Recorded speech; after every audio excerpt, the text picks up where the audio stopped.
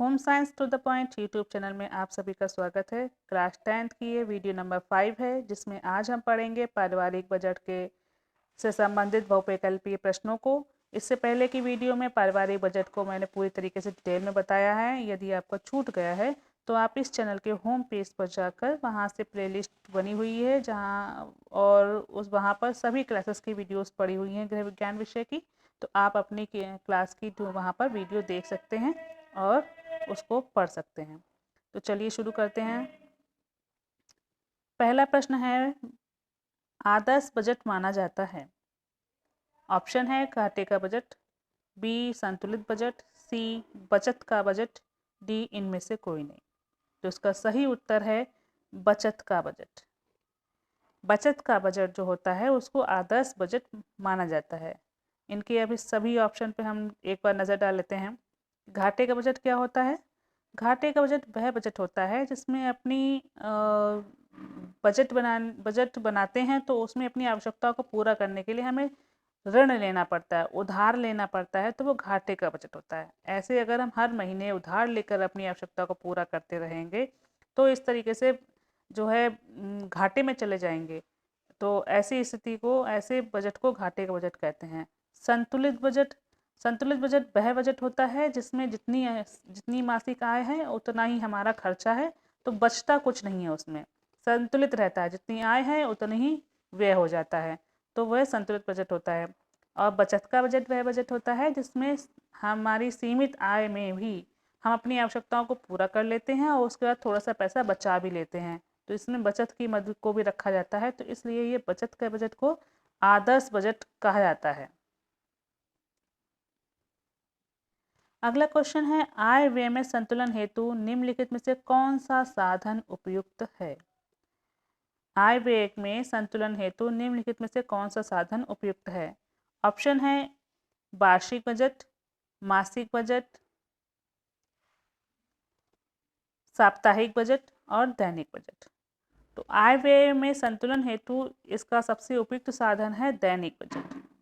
हम डेली के डेली अपना आय व्यय का संतुलन करें। हमें आज का जो बजट पूरा बनाया कि जो जो सामान लेना है और उसमें हमारे पास इतना पैसा है, इतनी आय है और इतने में हमें इतना इतना व्यय करना है, तो उस सब का मैनेज करना वो दैनिक बजट कहलाता है। तो दैनिक बजट सबसे उपयुक्त साधन है आय व्यय के संतुलन के लिए। और ऑप्शन नंबर 3 है, सॉरी, क्वेश्चन नंबर 3 है, पारिवारिक बजट से सर्वाधिक लाभ होता है।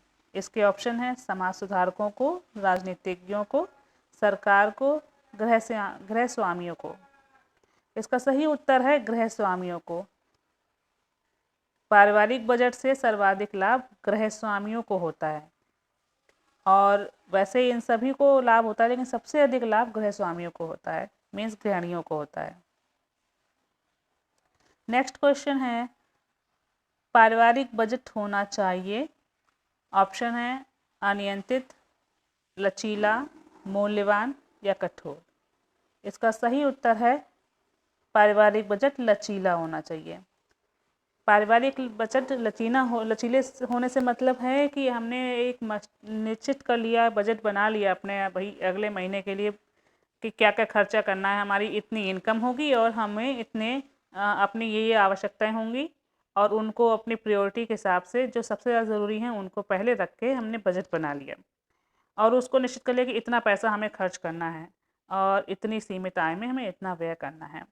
तो लेकिन उसको लचीला भी रखना चाहिए, जिससे कि अचानक से अगर किसी की बीमारी हो, कोई बीमारी आ जाए या कोई दुर्घटना हो जाए या किसी की शादी में जाना है, कोई पार्टी निकल आए, तो आपका बजट बिगड़ जाएगा। तो यही उसको कैसे मैनेज करना है बीच में, तो इसी हिसाब से उसको लचीला होना चाहिए कि इन सब जो अचानक से जो कार्य पड़ जाते हैं जिनका पता नहीं रहता है, तो उस निश्चित जो बजट बनाया है उसमें उसको एडजस्ट किया जा सके।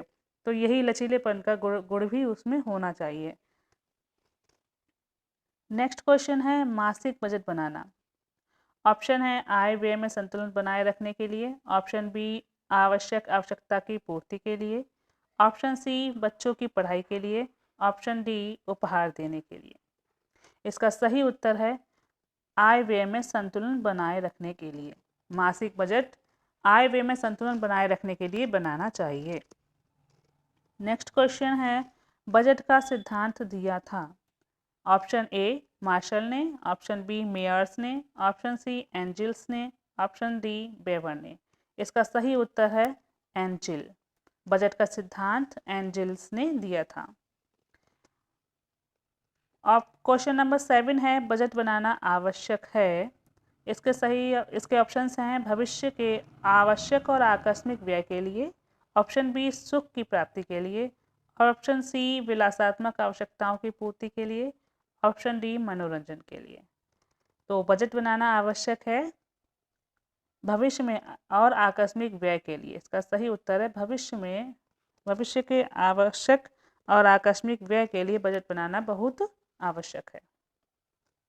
नेक्स्ट क्वेश्चन है, बचत के मूल तत्व क्या हैं? इसके ऑप्शंस हैं ऑप्शन ए बचत की योजना, ऑप्शन बी बचत की इच्छा, सी बचत की सुविधाएं, डी उपरोक्त सभी।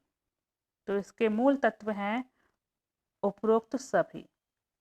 बचत का मूल तत्व ये सभी हैं, क्योंकि बचत की योजना बनानी चाहिए, उसमें बचत की इच्छा रखेंगे तभी आप योजना बनाएंगे, और बचत की सुविधाएं भी होनी चाहिए कि किन किन तरीक़ों से बचत कर सकते हैं। बचत का मतलब जैसे सुविधाएं से मतलब है कि अपना जो पैसा है उसको आप कहीं सेव कर रहे हो, बैंक में डाल रहे हो, ऐसी जगह लगा रहे हो जहाँ पर बचत का जो पैसा है वो बढ़ रहा है। ठीक है, तो इस तरीके की सुविधा में उसको लगाना। अगला क्वेश्चन है, प्रत्यक्ष आय का साधन नहीं है। इसके ऑप्शन हैं ए वेतन, बी व्यापार, सी शिक्षा सुविधा, डी पेंशन। तो इसका सही उत्तर है प्रत्यक्ष आय का साधन नहीं है शिक्षा सुविधा। प्रत्यक्ष आय का मतलब है जिसमें करेंसी मिलती है, रुपया मिलता है, जो ऐसी आय जो रुपए के रूप में, मुद्रा के रूप में मिलती है। जैसे कि वेतन यानी सैलरी, जब आप जॉब करते हैं तो आपको सैलरी रुपयों के मुद्रा के रूप में मिलती है। व्यापार करते हैं, बिजनेस करते हैं तो उसमें भी आपको रुपया के रूप में मुनाफा होता है, लाभ होता है, आपकी इनकम रुपए के रूप में होती है। और पेंशन में भी रुपया प्राप्त होता है, मुद्रा के रूप में आपको पेंशन प्राप्त होती है। तो ये सब प्रत्यक्ष आय हैं। लेकिन शिक्षा सुविधा अप्रत्यक्ष आय है। वह ऐसी आय जो किसी सुविधा के रूप में दी जाए, जो रुपये के रूप में ना देकर किसी सुविधा के रूप में दिए जाए, जैसे कि शिक्षा सुविधा, अस्पताल की सुविधा, यात्रा की सुविधा। ये सब सुविधाएं जो हैं जिसमें आपको रुपया नहीं दिया जाता बल्कि ये सुविधा यूज़ करने के लिए दी जाती है। तो ये शिक्षा सुविधा प्रत्यक्ष आय का साधन नहीं है। अगला क्वेश्चन है, बचत का सही साधन है। ऑप्शन ए जमीन में धन गाड़ना, बी बैंक लॉकर में रखना, सी बैंक में जमा करना, डी उपरोक्त सभी। तो बचत करने का सही साधन है बैंक में जमा करना। मैंने अभी बताया था कि बचत का एक सही साधन वही होता है जहाँ पर आपका बचत का पैसा सेफ रहे और बढ़ता भी रहे, बढ़ाना भी है, उसमें कुछ ना कुछ इंटरेस्ट लगता रहे। तो बैंक में जमा करना जो है आपका बचत का पैसा सुरक्षित रहेगा और उसमें इंटरेस्ट बढ़ता रहता है, तो वो कभी कम नहीं हो। ऐसी जगह नहीं लगाना चाहिए जहाँ पर आपका पैसा कम होने की संभावना हो। तो बचत के पैसे को ऐसी जगह लगाना चाहिए जहाँ पर आपका पैसा बढ़ता रहे और सुरक्षित रहे। ज़मीन में धन गाड़ना ये जो है बिल्कुल नहीं करना चाहिए, कि आप भूल भी सकते हो जहाँ, और ना तो वो पैसा बढ़ेगा। हो सकता है भाई 500 नोट आपने गड़ा के रखे थे और अभी रुपए बंद कर दिए गए तो आपके वो तो सारे पैसे बर्बाद हो गए और आप उसको भूल गए कि हाँ कहाँ पे गाड़े थे, तो वो सारे पैसे आपके बेकार हो गए। बैंक लॉकर में रखना है तो बैंक लॉकर में रुपयों को रखना और फिर लॉकर को सुरक्षित रखने के लिए फिर उसकी सिक्योरिटी रुपए के रूप में जमा करना, तो ये भी हानिकारक है। मीन्स इसमें कोई लाभ नहीं है। तो इसका सही उत्तर है बैंक में जमा करना। तो बैंक में धन जमा करते हैं, अपनी बचत का पैसा जमा करते हैं तो वो सुरक्षित भी रहता है और बढ़ता भी रहता है। इसका आज का लास्ट क्वेश्चन है, व्यय को प्रभावित करता है। ऑप्शन ए रहन सहन का स्तर, ऑप्शन बी परिवार के सदस्यों की संख्या, ऑप्शन सी गृहिणी की कुशलता एवं योग्यता, ऑप्शन डी उपरोक्त सभी। तो इसका सही उत्तर है उपरोक्त सभी। व्यय को ये सभी पॉइंट्स प्रभावित करते हैं। रहन सहन का स्तर भी प्रभावित करता है आपका, परिवार के सदस्यों की संख्या भी प्रभावित करता है, गृहिणी की कुशलता एवं योग्यता भी प्रभावित करती है। कैसे प्रभावित करती है कि यदि स्टेटस आपकी इनकम कम है, किसी व्यक्ति की इनकम कम है, वो निम्न आय वर्ग में आता है, लेकिन उसका वो अपना रहन सहन जो है उच्च आय वर्ग जैसा रखना चाहता है, तो क्या होगा, उच्च उसके जैसे तो जो है सारी सुविधाएं यूज़ करने के लिए उसको ऋण लेना पड़ेगा, उधार लेना पड़ेगा, तो इससे उसका स्तर गिरता जाएगा। ठीक है, तो जैसा हमारा स्तर है, जैसी हमारी इनकम है, इनकम हमारे के अकॉर्डिंग ही इस फैमिली स्टेटस बनता है, रहन सहन का स्टेटस बनता है, लिविंग स्टेटस बनता है, तो उसके अकॉर्डिंग ही अपने बजट को व्यय को करना चाहिए। कहते हैं ना, जितनी चादर हो उतने ही पैर फैलाओ, तो जितनी आय हो उतनी ही आय में अपना जो है सारा खर्च चलाना भी चाहिए और बचत भी करना चाहिए।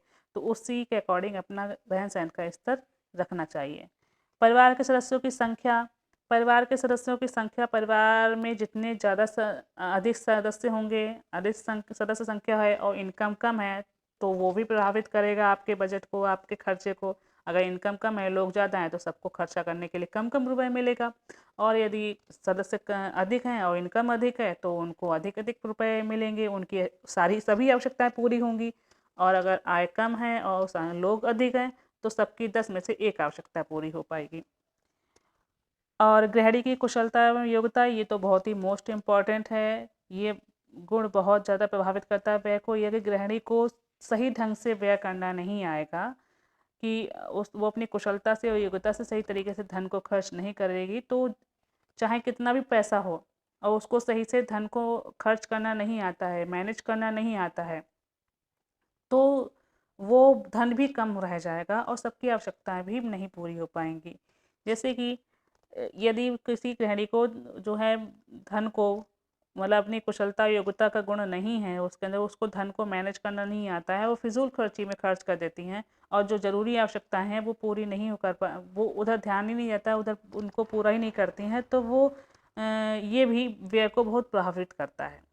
तो इसलिए गृहिणी में कुशलता और योग्यता का गुण अवश्य होना चाहिए। तो इसलिए ये सभी व्यय को प्रभावित करते हैं। उम्मीद है आपको अच्छे से समझ में आ गया होगा। यदि कुछ अभी रह गया है, कुछ नहीं समझ में आ रहा है, तो आप कमेंट बॉक्स में लिखकर पूछ सकते हैं। तो आज का गृह कार्य है, परिवार की मूलभूत आवश्यकताएं कौन कौन सी हैं। परिवार की मूलभूत आवश्यकताएं कौन कौन सी हैं। नेक्स्ट क्वेश्चन है, बजट में बचत का क्या महत्व है। बजट में बचत का क्या महत्व है, ये सब मैं डिटेल में पिछली वीडियो में पढ़ा चुकी हूँ। यदि आपको इनका उत्तर नहीं आता है, तो आप पिछले वीडियो में जाइए और प्रीवियस वीडियोस देखिए, तो वहाँ से आपको इन सब का उत्तर मिल जाएगा। फिर आपको इन सभी क्वेश्चंस के उत्तर अपनी कॉपी में अच्छे से लिखिएगा। आज का कमेंट बॉक्स प्रश्न है, पारिवारिक बजट कितने समय के लिए बनाया जाता है। पारिवारिक बजट कितने समय के लिए बनाया जाता है। आप सभी से रिक्वेस्ट है कि यदि आप हमारी वीडियो देखते हैं तो कमेंट बॉक्स प्रश्न का आंसर ज़रूर दिया कीजिए, और वीडियो अच्छी लगे तो लाइक भी ज़रूर कीजिएगा। आज के लिए बस इतना ही, फिर मिलेंगे अगली वीडियो में। अगर आपका कोई क्वेश्चन है, कोई सवाल है, तो आप नीचे कमेंट बॉक्स में लिखकर पूछ सकते हैं। और लेक्चर को अच्छे से समझने के लिए वीडियो को बार बार देखिएगा, और अच्छे लगे तो लाइक ज़रूर कीजिएगा। और लगातार वीडियो पाने के लिए अगर आपने चैनल को अभी तक सब्सक्राइब नहीं किया तो सब्सक्राइब कर लीजिएगा, साथ में लगे बेल आइकन को भी दबा देना, जिससे कि आपको नोटिफिकेशन मिलता रहेगा और कोई भी वीडियो आपकी मिस नहीं होगी। वीडियो को अपने दोस्तों को ज़रा शेयर कीजिए, जिससे कि उनकी भी हेल्प हो सके और उनकी भी पढ़ाई हो सके। Thanks for watching.